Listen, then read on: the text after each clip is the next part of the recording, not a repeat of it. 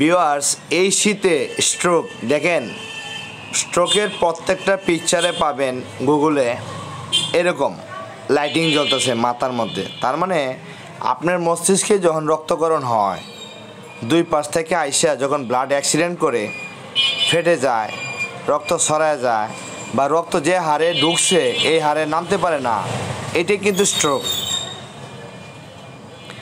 আর heart মনে করেন কিছু ব্লক ছিল, আপনি কোনো কারণে রাগান্বিত হয়েছেন। আমি কিন্তু গত কয়েকদিন ধরে আপনাদের কাছে এটাই বলতেছি যে এই শীতে যাদের প্রচণ্ড হাই প্রেশার এবং হার্টে ব্লক আছে তারা জনসমাগমে যাবেন না। কোনো কারণে আপনি কারোর সাথে উত্তেজিত হইলেন, আপনার জীবন বিপন্ন হতে পারে। আপনাদের কাছে আমার একটা প্রশ্ন, স্ট্রোক এবং হার্ট অ্যাটাক উত্তেজনার সময় কেন হয়? তাহলে আমি উত্তেজনার জায়গায় যাব কেন? দেখেন, সিম্পল বিষয়, অহরহ করতেছে, আমরা দেখে শিখবো।